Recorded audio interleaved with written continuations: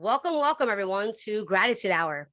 Thank you for joining us this evening. My name is Jamie Harvey, and I am an adult living with CF from Philadelphia, Pennsylvania. And my family has been raising CF awareness and funds for the last 32 years. I'm so excited to be here tonight for this virtual event during National Volunteer Week with all of you. While we all volunteer in different ways, from advocating, researching, fundraising, and lending a helping hand, we are all driven toward a shared dream of finding a cure for CF. I'm grateful for everyone who is here. I hope that you kick back, relax, and come away from the event with a renewed sense of gratitude. We have an exciting lineup of speakers this evening. Katie, Aryeh, and John Schroeder are a granddaughter and grandfather duo, and they'll kick off the night, followed by Dylan Mortimer, an adult with CF, myself, and my sister April, who also lives with CF, to share what gratitude means to us, what we are grateful for, and how we stay driven toward a cure for CF. As a fun end to the night, we have a live gratitude pop-ups where you can volunteer to join us on screen to share what or who you're grateful for in the CF community. Before we get started, there are a few logistical items. First, let's give a shout out to our chat moderator, Katrina Young. Katrina, thank you for helping us keep the chat going tonight. Next, we have a few notes for the chat. You want to change the drop-down menu so their messages go to all panelists and attendees. That way, everyone can see your comments. If you're finding the chat a bit distracting, you can close it by clicking on the chat icon at the bottom of your screen. Closed captioning is also available and should be showing automatically at the bottom of your screen. You can hide these subtitles or adjust the view by clicking on the CC live transcript icon at the bottom. Lastly, please be aware tonight's full event will be recorded as we can share the recording for those who weren't able to attend tonight's event. And now it is my pleasure to introduce Katie and John. Thanks, Jamie. I'm so excited to be here with you all tonight. My name is Katie Aryeh, like Jamie said. I am a 19-year-old sophomore at Columbia University in New York City, currently pursuing a degree in psychology. My CF connection is my mom passed away from CF 13 years ago, the day after my 7th birthday. And my uncle Tommy is also currently living with CF. I've basically been involved with the foundation my whole life. My mom and I started our Great Strides team, Katie's Crusaders, with me when I was 5 years old. And I took over running the team myself when I was about 13. And I'm very proud to say that we have raised over $100,000 for the foundation through that team.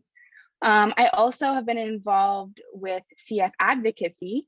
When I was 14, I started my first of 5 years at Teen Advocacy Day, or TAD, where I flew to DC to lobby Congress for various goals of the foundation, like NIH and FDA funding and affordable and adequate health care. My dad was also on the CF Therapeutics Board, and my mom was the president of the local chapter when I was younger. I've also been involved with the college program, which helped raise awareness for CF on college campuses around the country. Tonight, I'm here with my grandfather, who I call Rah-Rah. Rah-Rah, take it away. Where's my video? There. Rah-Rah's having technical difficulties because he's old. It's okay. Okay, I'm back, I think. Hi, everybody. I'm John Schroeder. I'm Katie's grandfather, as she said. And I'm also known as Rah-Rah, and that's a quirk in Katie's early speaking. And when she was about 16 or 17 months old, she couldn't say pop-pop. And so she translated it for some weird reason into Rah-Rah, and it stuck. And I've been Rah-Rah to all my grandchildren and all their friends, and my son and his daughter and his daughter-in-law, my daughter-in-law. So it stuck. I'm Rah-Rah. You can call me John or Rah-Rah. I answer to both most of the time. I've been involved with CF since the foundation since 1976. My daughter Anne was diagnosed late. She was 6 years old when she was diagnosed, and my wife Marion was pregnant with our last son Tom, who was diagnosed a few weeks after birth. My middle son Mike is not even a carrier. So we had 3 kids all of them hit the 25% mark. How fun. As Katie said, my daughter Ann, her mom, passed away 13 years ago from CF. Tom is doing very well. He's 47 years old and is on Trikafta, has been on Trikafta since 2019 and doing very well. As I said, we became involved in CF, the foundation, since in about 1976. And my wife was the president of our local foundation in Albuquerque, New Mexico for several years. I think it was 15, but she probably says it's about 6. In any event, I was also Katie's TAD, or Teen Advocacy Day chaperone, and it was enlightening to go to Congress and talk to them about the goals of the CF Foundation and get some really good responses from them. It was a wonderful experience for both of us, and advocating for the CF Foundation in that way was new to us, but we had a wonderful time, and hopefully we were very effective. My wife and I recently did the March on the Hill, which is the adult version of TAD. And we were in meeting with various congressional representatives, talking and advocating for the passage of the Pasteur Act, which is an act in Congress that will support the development of new antibiotics to try to get us out of the resistant antibiotics phase that we're in now. Also been involved in Great Strides for many years, and particularly with Ann and then Katie's team, Great Strides. I speak to medical students every year in the University of New Mexico. I've been doing that for about 30 years. That's another very, very impressive thing for me. I mean, I enjoy it a lot, but I also get to see medical students when they're ripe and their ears are open, and I can tell them about CF and what CF does to a family. And hopefully they remember that when they get into their practice. And I've met several docs afterwards, and they did remember it. So that feels very good. My advocacy work there. Excuse me. I also participated in many conferences and planning for conferences, been active, as I said, in the CF Foundation for several years. So that's about my life. So Rara, because it's gratitude hour, what are you grateful for besides me, of course? Oh, well, of course I'm grateful for you. You're my almost favorite granddaughter. But I'm very grateful for my family, my wife, Marion, and our kids. Even though we had a tough time with Ann passing away, Ann had a wonderful life. She traveled the world. She worked as a stock trader internationally, and just did a lot, accomplished a lot in her short life. And I'm very grateful the fact that she left us Katie, because Katie's been a real light in our lives. I'm grateful for the opportunity to talk to medical students and to do other advocacy work for the foundation. And I'm extremely grateful for the foundation. Wow. What an amazing organization. Just getting to the modulators over the last several years has opened up a new world of treatment for most people with CF. And my son Tom is on Trikafta, as I said, so I'm very grateful that he has that. And I see that as the CF Foundation helping to give my son life. Wow, what a gift, what a gift. The foundation is great because it has its eyes on the prize. They want to cure or at least treat everybody with CF. And now with the modulators out, they're working towards fixing or making treatments and a cure available for everybody. That's a great, great goal, whatever. Katie, as I said, has been a light of my life. And she also taught me how to use Google Docs so I could get through this presentation. That was very good. Thank you, Katie. Hello, Katie. So aside from me, what are you grateful for? Well, Rara, I am grateful for you. I'm very grateful for my whole family.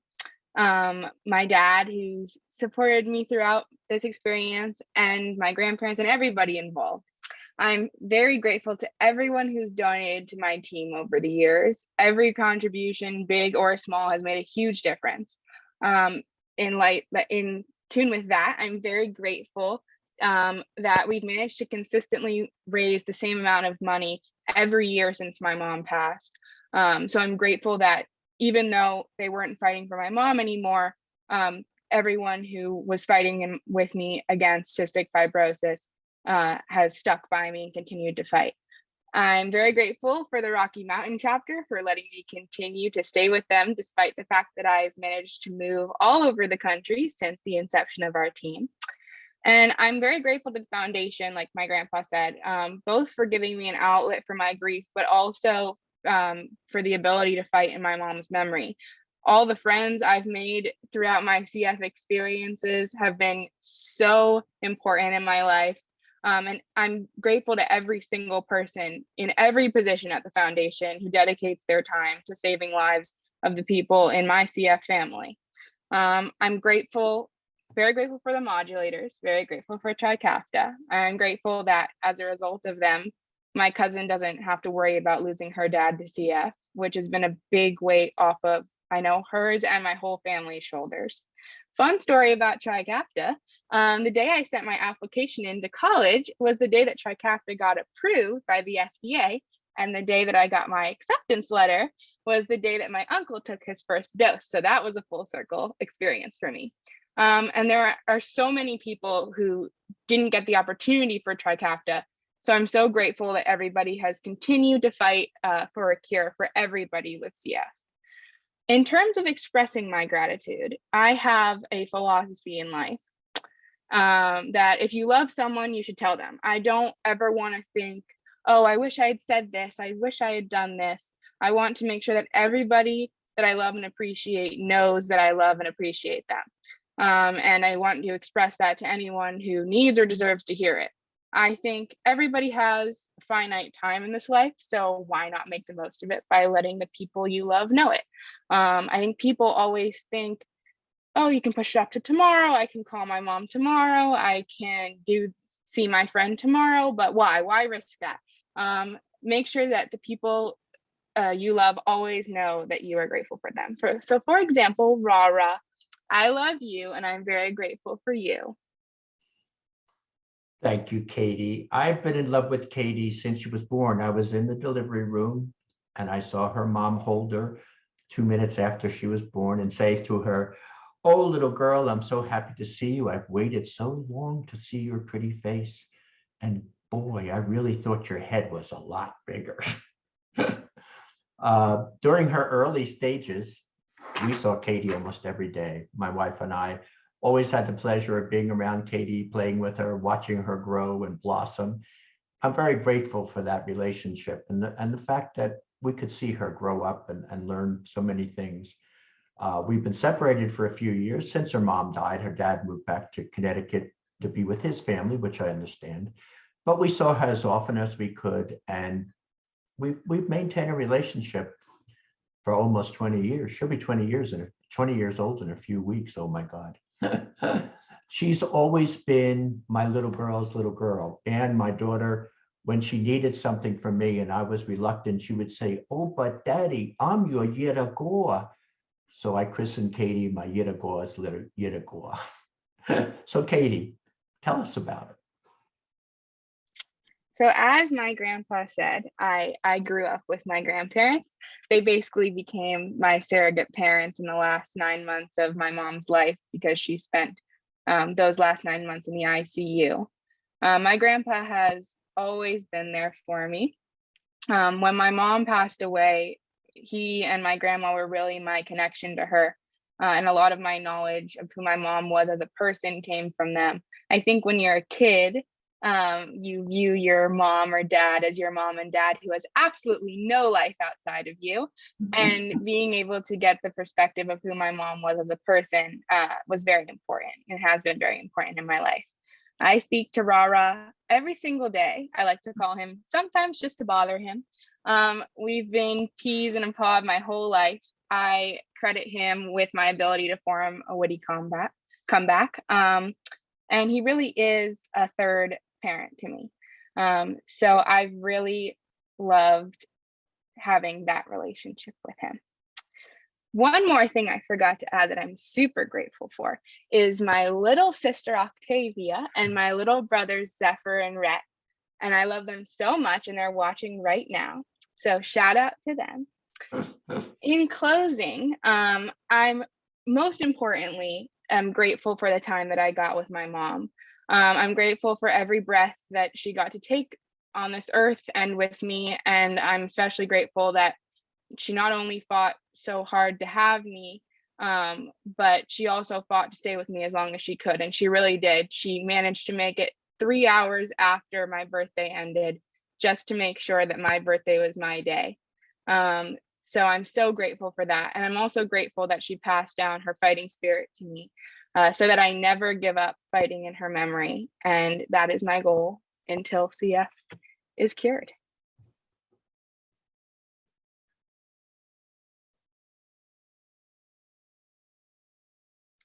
Thank you so much, Katie and John. John, I hope you don't mind, but I'm officially calling you Rah Rah as well.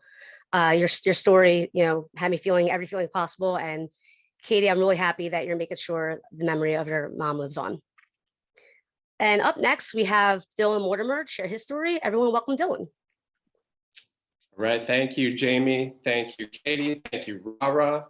My name is Dylan. I am an artist that I was born with CF. I was diagnosed at 3 months old in 1979. And so I'm really grateful to be alive at all. I'm grateful to have lived all these years when that certainly was not the prognosis back then. I managed to kind of fight pretty well through childhood and into early adulthood. I was married and now been married for 17 years. I have 2 boys who are 13 and about to be 11. I had a double lung transplant in 2017 and then another one in 2019. I was able to kind of fight that off till I was 37.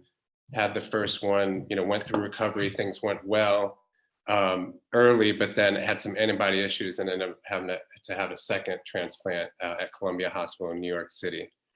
The way, among the ways that I am expressing gratitude and process and try to uplift myself and others is through artwork. I'm an artist, and we're going to show some images on the screen here, some things that I do. I've worked in a variety of materials, sculpture and collage, and this was the first piece that I kind of went full in visually with, kind of reconciling with this disease I was born with, right? I had done a lot of different artwork that wasn't necessarily topically about CF, but in this, I started to just imagine what it would feel like to create a bronchial tree that was healthy. So the title of this piece is called I Want More Air, with an exclamation point. And it's about 4 feet high, about 8 feet wide, cut cardboard, foam, corrugated plastic, all painted and glittered with lots and lots of glitter. There's also Christmas lights in this one. The whole point was to transform a really kind of ugly, difficult diagnosis that we're all familiar with into something glorious and hopeful. Again, not to ignore or cover over suffering and hardship, but to be honest with it and transform it from a seemingly hopeless situation into one full of hope. So thus the glitter on top of glitter on top of glitter. I know a lot of people are afraid of glitter, and a lot of people are afraid of disease, right? And it's how do we transform these things that have been handed to us into hope for ourselves and others? And so I kind of try to do that visually, kind of transform, some difficult things into essentially a party. And so I've got another image for you here. These are the kinds of things I do. And initially it was more like a signage kind of way. This is like welded aluminum and an inverted bronchial tree. Again, just imagining what would a shiny, healthy, joyous bronchial tree look like. And of course it's imagination in the coloring, the stained glass sort of joyful, exuberant way. It's kind of a Baroque celebration of overcoming, all that I wasn't supposed to overcome. If we can go to the next image. So this is about 5 feet by 4 feet and is a collage, so cut paper.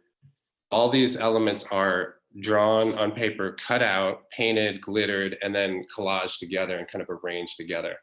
This one is called The Inevitable Healing. And I began this before, while I was listed for transplant and on the list. And, before the surgery had actually happened, I started this and then got the call, had my first transplant surgery, and then finished this afterwards. So it's kind of a rendition of what is happening to me in transplant. So I'm laid out on the table there. There's doctors all around operating, gathering, praying, hoping. All these things are happening. There's cellular forms that are sort of flowing down, sort of shiny, healthy cells. There's halos around the doctors that look kind of like the cellular forms that are floating in the air. I'm wearing Air Jordans on the operating table, which they didn't actually let me do, but in my imagination, I've used those a lot, the Air Jordans specifically, as a symbol for air, because there's air inside the shoes and they're shaped kind of like lungs. And so it's kind of a symbol for me, like it is for everyone, of running faster, jumping higher, a symbol of health, but really a symbol of breathing for me. So it's kind of this extra layer of, imagination of sort of a joyous healing. So if we go to the next image, this was an installation in a gallery originally, and now it's installed at KU Medical Center in Kansas City. And so it's 52 feet wide, 10 feet high. Similar process with the paper of cutting out, painting, and glittering, but this is all done with aluminum. So it's started with a digital file, where all this is designed, on an Illustrator file, and then, the output is cutting, CNC routing aluminum, and so all that black forest is one layer, and then the colors behind it, and the green phlegm dripping behind it is another layer. So the trees in my work are always thinking about bronchial trees, always thinking about that as a signifier and symbol. So here this is multiple trees kind of conjoined together, and thinking about community, thinking about the CF community, thinking about the transplant community, thinking how we support each other through trials and tribulations towards joy, towards hope. And our connectedness often is the thing, right? And all the research we do, and all the fundraising we do, and all the activities we do, our gratitude kind of comes from each other. And so this was done by panels, 4 feet increments by 10 feet. So 4 feet by 10-foot sheets were cut in these various ways and paneled together 13 times to create this 52-foot long installation. So it's fun to see this, installed in hospitals. And again, among my life's missions is to kind of transform a lot of these hospital spaces from drab and dreary, like where do people more need hope and more need inspiration than in hospital spaces, and where is often the artwork, very neutral or non-existent. And so I'm, along with so many others, trying to help transform these spaces to be spaces of hope. Actually was awarded an impact grant through the CF Foundation this past year to do several projects like these and invite other artists into the process as well. So if we go to the next image, here's another example of this. This is another hospital installation that is 55 feet, so just 3 feet bigger on this one. Again, paneled installation of aluminum sheets, 4 foot by 10 foot. All the content of which is shiny, healthy, robust cells that are all kind of interacting with each other. There's a scar, representation of a scar on the left and the right very end of this piece. So this is, again, thinking about transplant surgery and when you're opened up, and this is like all the activity and the healing happening between the two scars. So the title of this piece is From the Scars to the Stars. So again, it's an imagination of just what does it feel like to be healed, right? What does healing look like? What does a cure look like? What does hope look like? And how to transform, again, some of these spaces and our own mentalities when we, are in hospital spaces or outside of it, from hopeless to hopeful. So, so this was all, some things I did prior to my second transplant. The first transplant was going really well, but then there were antibody issues, and a matter of 6 months, my lung function went from 95% to 10%. And we were living in New York City, and I could barely go upstairs at all. And there are a lot of stairs in New York City. So it was just a monumental struggle. I was told, in so many words, that I was not going to be transplanted in Colombia, that the donor antibody issues that I have were screening out 71% of potential donors. So the likelihood of me finding a match was very, very slim. And they told time and again that Duke would be my best opportunity. And so that my family and I needed to move down there. So we were looking, at the program and had an evaluation scheduled. And because you have to relocate, about a year's time in North Carolina for that program, we're looking at schools and looking at houses, and we're, just doing what we have to do. I get a call from this woman out of the blue that she had been following my story on Instagram. I never met this woman, and she knew I was listed, and her cousin had just passed, and the family talked, and they wanted to donate his lungs to me. And so I take this call and I just go, "Oh man, that's the sweetest thing ever. Thank you so much for thinking of me. That means so much. I'm so sorry for your loss. We're praying for your family." That's not how this works. There's a whole list, and there's a whole, process that you have to get on. And so, I'm saying this, and she's going like, "Oh, well, we're going to fight. We're going to see what we can do." And so, we hang up, and I don't even tell my wife. I don't even, it's the likelihood of this happening, the percentages are so low that I don't want to get any hopes up. I don't want to get my own hopes up. So, so we, the next day goes by, I don't even tell my wife. And the next day the doctor calls and says, "We have a call from this woman, and her, she has these lungs for you, and the lungs are a match to you." And so I say to the doctor, "Okay, first off, you can do that? Like, that's a possible thing to do?" And she says, "Yeah, I've never heard of it before, but apparently, yes, you can do that." And I go, "And it's a match to me?" And long story short, it was, defying all odds, defying all, just talk about finding a way where there is no way. The lungs were a match to me. So they flew a doctor from Columbia University in New York to Kansas City, where the lungs were, looked at the lungs, they looked good. He flew back with them. And, they told me to be up in Columbia by 1 a.m. And so I was there, and we'll know by 5 if it's a go. So I'm just, back there chilling in Columbia, and 4:45, they call me and say, "The lungs look good. We're taking you back right now." And everything about this surgery. And so, I just one of those moments, and so many of you can relate to, from having no hope at all to breathing, breathing fully. Once again, it's incredible. So is the camera back on me? Is it possible to get it off the image and back on me? Yeah. Hey, everybody. So I just an incredible story that I'm so humbled and grateful to be alive at all. So many instances that should not be the case. Like so many of you on this,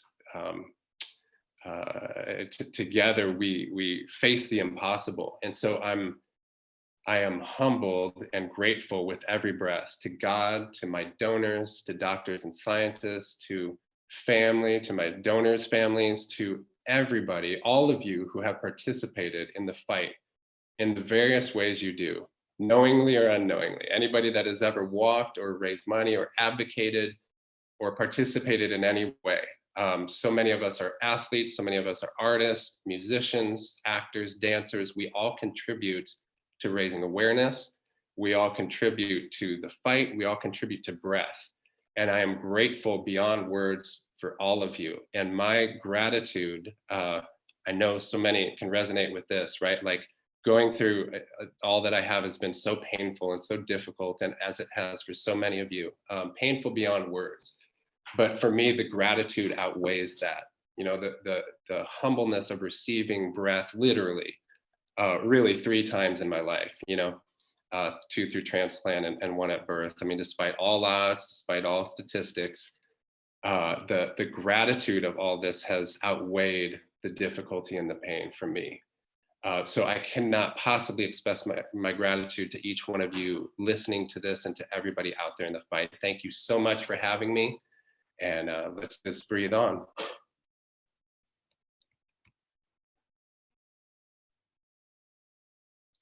Dylan, thank you so much. What an incredible story, and what an incredible family your donor had, to really, do such a selfless act for you. Thank you so much for sharing your talent and your art, expressing your journey through your art with CF. As I mentioned to you when we first chatted, the bronchial forest is definitely my favorite. So if everyone send me a little picture of that, I wouldn't mind. Yeah. All right. And as you all know, my name is Jamie Harvey, and I'm excited to share more of my story tonight with my sister, April. Since our CF journey started with April's diagnosis, I will let her kick it off for us. Hi, everyone. I am so excited to be on this call with all of you tonight. I just wanted to say that before I was born, my family didn't know anything about cystic fibrosis. I was diagnosed at 5 months old, and my cousin, who was 6 months older than myself, was diagnosed shortly after.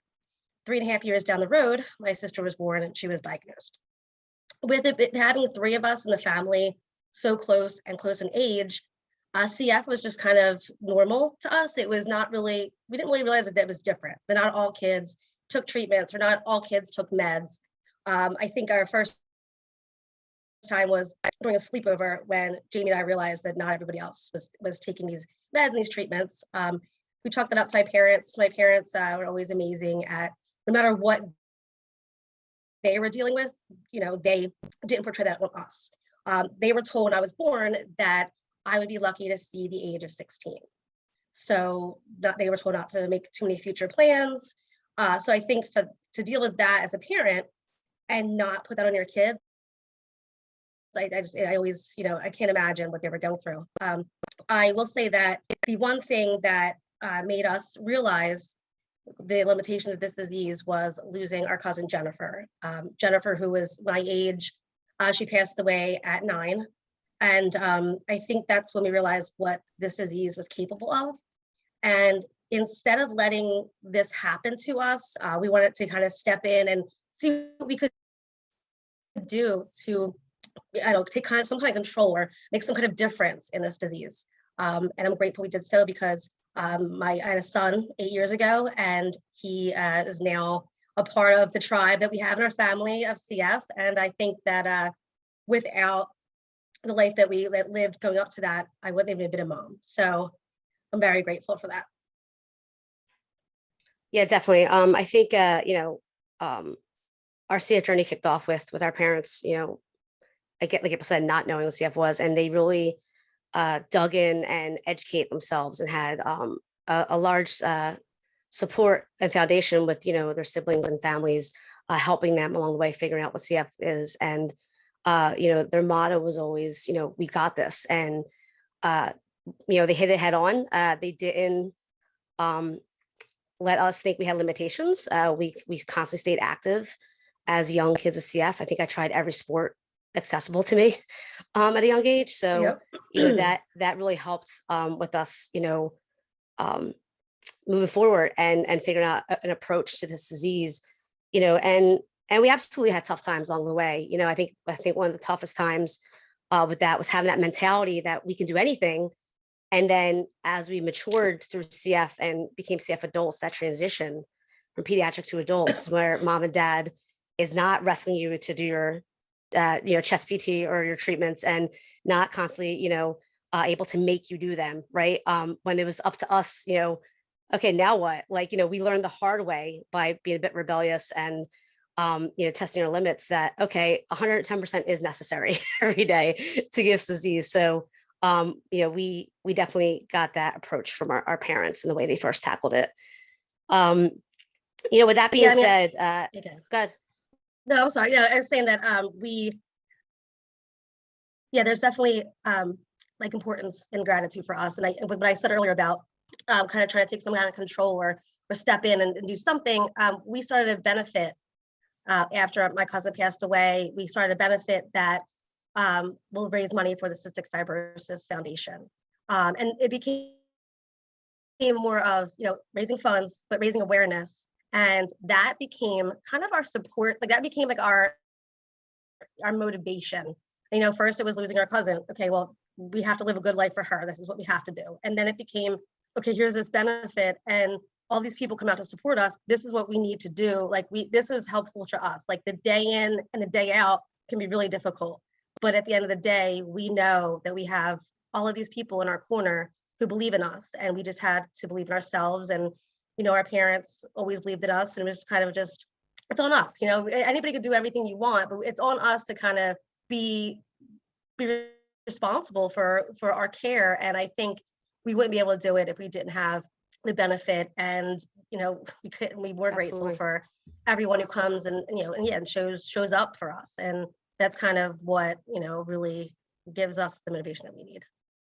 Yeah, that's absolutely an experience in our lives that has taught us the importance of expressing gratitude. Being year after year, we've been doing the benefit for over 30 years, and every year people show up, hundreds of people, and it's an overwhelming feeling of gratitude and appreciation. Every person in that room, I don't think it can even be expressed to our friends and family enough who support us. You're a big part of the reason why we make sure we hold ourselves accountable and we stay motivated. We're also grateful for our CF care team at the Penn Lung Center. They're so highly knowledgeable, in this disease, but also they are incredibly compassionate, understanding of not just treating the disease, but treating the individuals affected by it. They treat April and I as, individuals. April's treated as April, and I'm treated as myself, and that makes a big difference because we're different people. And, they ensure that they're treating the whole person, which is huge. And we're also grateful, for others who, their job is CF, but they don't treat it just as a job. Everyone at the CF Foundation, our local Delaware Valley chapter, we've worked with for, again, over 30 years. And in the most recent years, everyone there is incredible. But we've really, taken to Jeffrey Harden and Jason Brennan, give them a shout out. They deal with us quite a bit and on purpose. So, which we really appreciate. And as well as, the national office for putting this together tonight. Molly and Hannah and the whole team tonight, you guys, what you do every day with the passion and drive that you have for helping us find a cure is incredible. And we're grateful for that as well. Speaking of drive, April, so let's talk about what keeps us driven towards finding a cure for CF. Well, I would definitely, obviously losing Jennifer at such a young age, that was my initial drive at 9 years old, so it wasn't so much, this could happen to us. It's not going to happen to us because we're going to live our life as full as possible because of her, because of, the legacy that she's already left in this short time of her life. And of course, our parents keep us driven. Everything they've done and sacrificed for us. I can't even, that's like my drive every day. And now it's you, Jamie, and it's our spouses and our children, and I think, my Absolutely. son, Bobby, it's a totally different disease now than it was when I was born. And I think just seeing how much changed in that life, like that span of time, gives us so much hope that it can continue to go that way. And I feel like I'm kind of all over the place because I just have so many feelings about this. Yeah, I no, definitely absolutely. think, We have a lot of hope now, right? Like, so we already got a dose of reality at a young age, and that kicked it off. But there's this future and there's a new sense of hope now for kids like Bobby with CF who have a lot of opportunities and medical advancements available to them that we've seen develop. We've seen the birth and development of those sorts of advancements.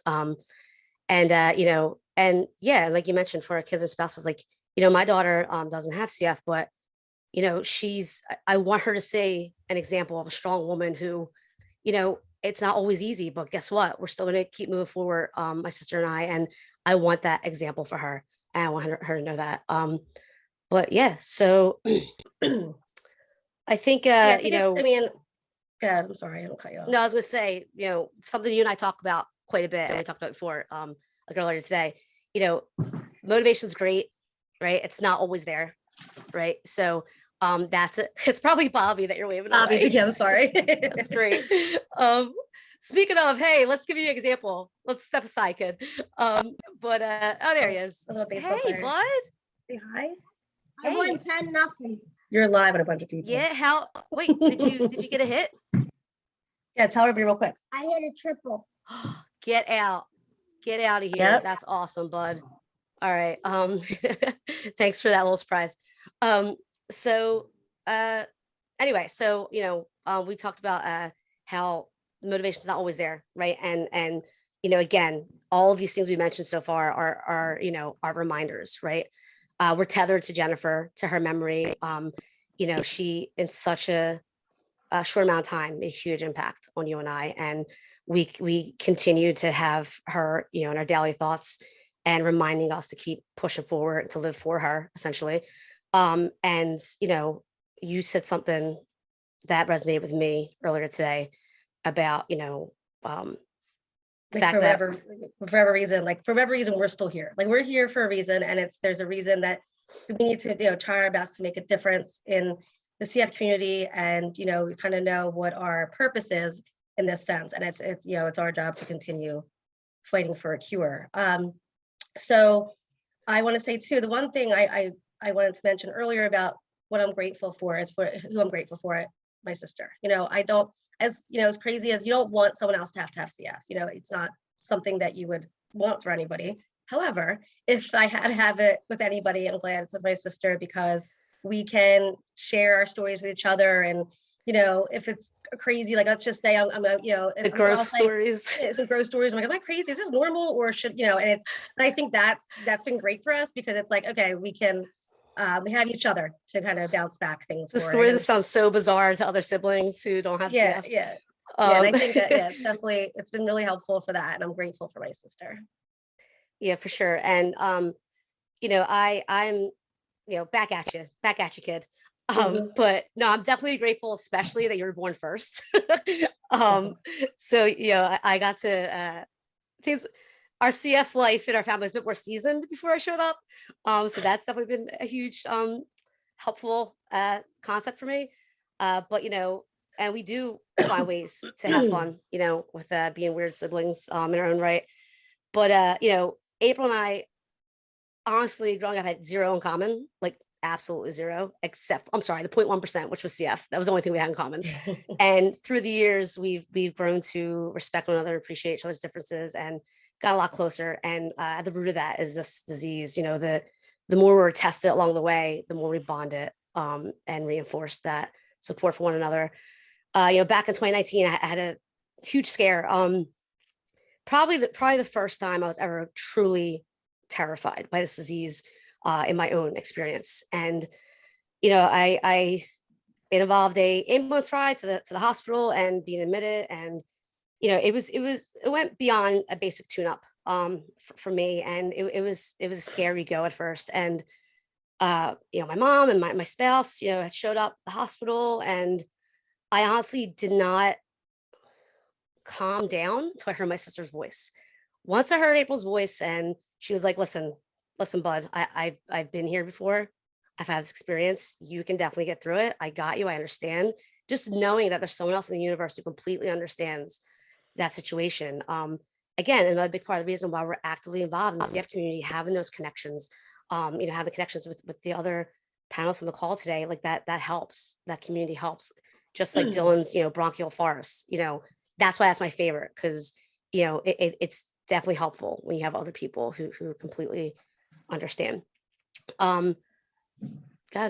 Yeah, that's what I think for, we definitely, I feel like when Bobby was born, I felt a little better knowing that he had my sister and I to look up to. And I really think that made a big difference in, the impact of like that his life was going to have. And I think when we were growing up, we were still learning what CF was.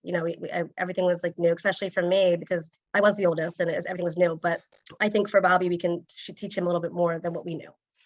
So I try to explain to him that it's not kind of like school. In school you may not be the best reader, but you're great at math. And but in this particular thing with CF, like you have a little, not limitations, but you have things that are gonna be a little bit harder for you. Just like another kid may have something else that's harder for him. Everybody has something, and this is what you have. And CF is something that you can conquer and live with and maintain with, the right support system and the right attitude. And, there's stages. You have a stage where you're accepting and you're happy. And there's stages where you feel defeated and you feel down, and that's going to happen. And I think, for us right now with Bobby, like he's into sports and school, and he's trying to get a social life. So his life isn't revolved around treatments now. So it's an adjustment for us. And I think that's like the stages he's going through. And I know teenage years will be a whole nother stage. I'll try to remember Jamie and I as a teenager so I can be mindful of that when he's a teenager. Well, definitely you. Yeah. So, but I think I really think that, don't call me out here. Yeah, I really think that it's, like I said, stages and you go through them. There's good days, there's bad days. And just having like, just try to remember gratitude and be mindful of what, that there are better days ahead. I guess it's just kind of in that sense. Definitely. So, And I'm really excited for Bobby's future because, now with having Trikafta, like, I talked about earlier about that scare I had 2019.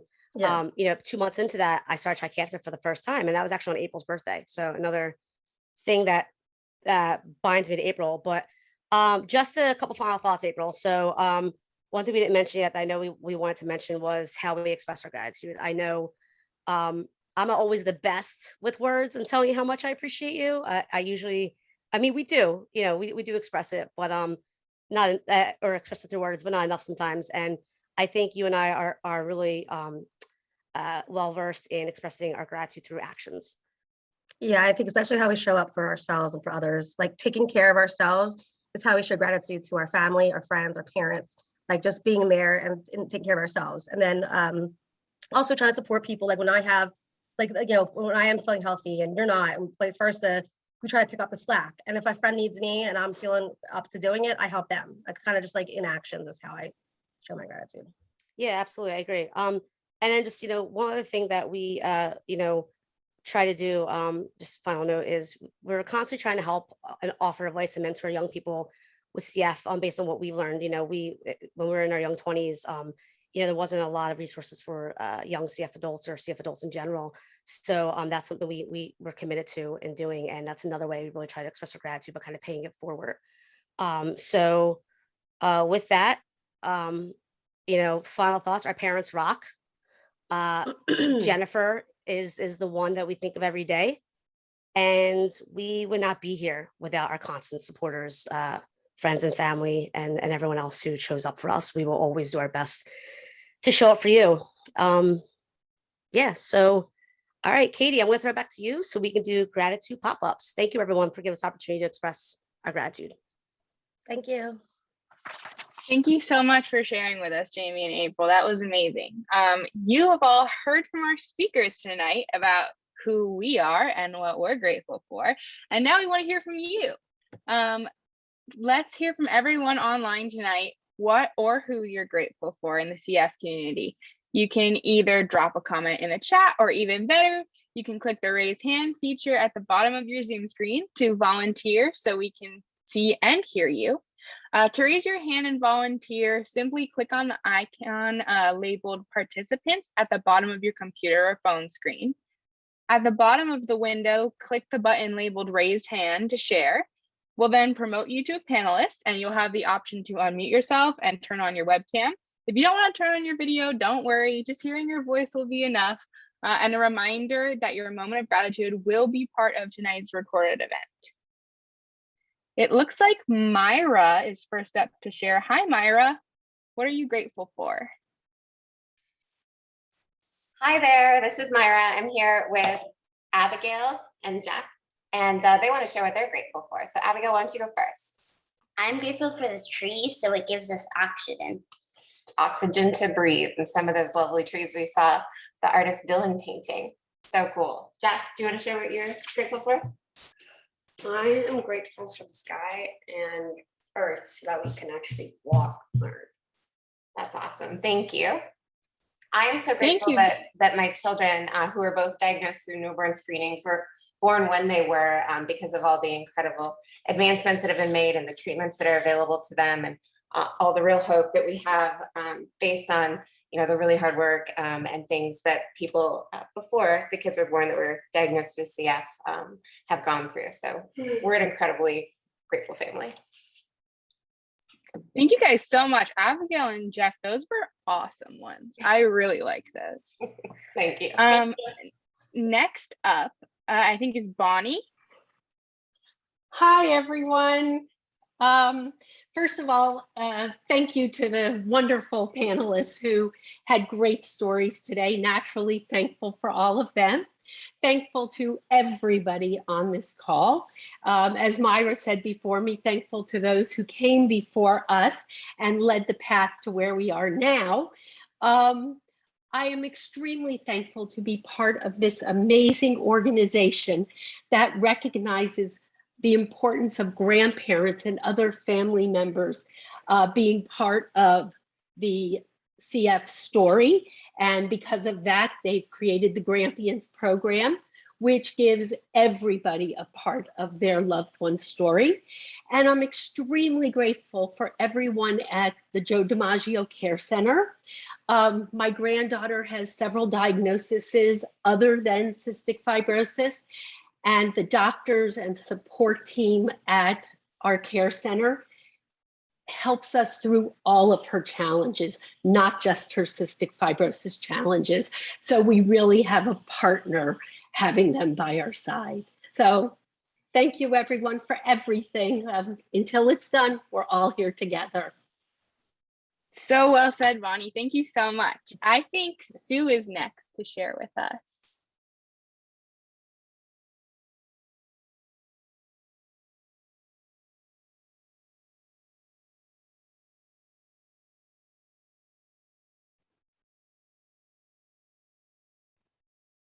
Sue, are you ready, or should we come back to you?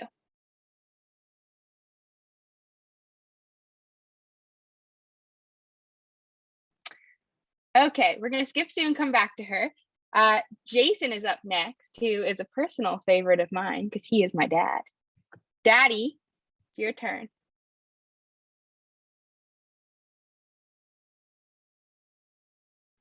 You have to unmute yourself first. That's helpful usually. I am incredibly impressed with my daughter, Katie. It puts tears in my eyes. And I am very grateful, extremely grateful for her. She's been the platonic love of my life, and her little sister, who is scared to get on camera here, but wanted to say that she's grateful for her Issy. And I'm very grateful to have spent 12 and a half years with Katie's mom. Not only did she give me Katie, but she made me a better man. She was an extraordinary, extraordinary human being, and made everyone who encountered her a better person. She was impeccably ethical, and in her too short, nearly 41 years of life, made an incredible impact on the world. And I was very proud to have been a person that she positively impacted, and gave me the platonic love of my life. So Katie, I don't know what to say except, wow, are you an impressive almost 20-year-old. Love you. Aw, thank you, Daddy. I love you too. Next up is Katrina, who has a fabulous name. My full name's Katiana, so big fan.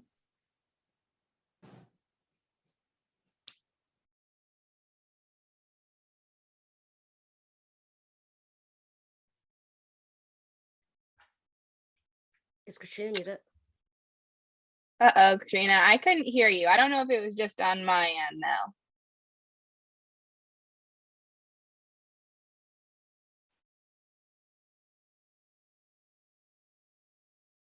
Little technical difficulties. We've been on Zoom for 2.5 years. I still can't figure the thing out, so it's fine.